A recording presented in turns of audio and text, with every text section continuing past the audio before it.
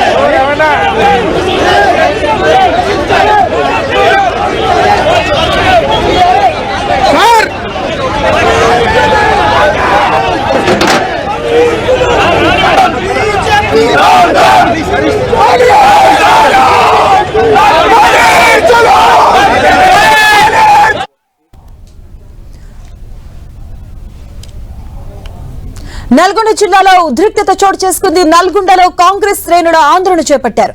సోనియా రాహుల్ పై అక్రమ కేసులు పెట్టారని కాంగ్రెస్ కార్యకర్తలు నిరసన చేపట్టారు. బీజేపీ కార్యాలయం ముట్టడికి ప్రయత్నించారు. బీజేపీ కార్యాలయంపై కాంగ్రెస్ కార్యకర్తలు కోడిగుడ్లు విసిరారు. డీసీసీ అధ్యక్షుడు కైలాష్ నేతతో పాటు కాంగ్రెస్ కార్యకర్తలను పోలీసులు అరెస్ట్ చేశారు.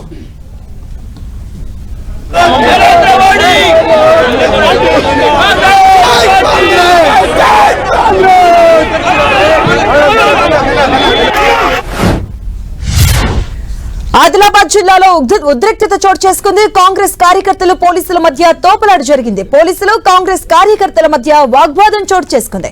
బీజేపీ కార్యాలయం ముట్టడికి వెళ్తున్న కాంగ్రెస్ నేతలు పోలీసులను అడ్డుకుని అరెస్ట్ చేశారు. మాజీ ఎంపీ సోయం బాపురావు, డీసీసీ అధ్యక్షుడు నరేష్ జాదవ్, అలాగే కిసాన్ సెల్ అధ్యక్షుడు శ్రీకాంత్ రెడ్డిని అరెస్ట్ చేశారు పోలీసులు.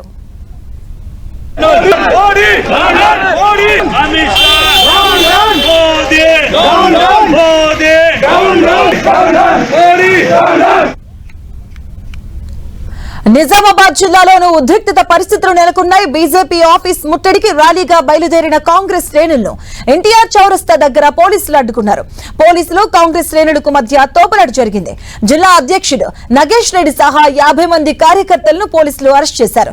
బీజేపీ కార్యాలయం దగ్గర పోలీసులు మోహరించడం జరిగింది.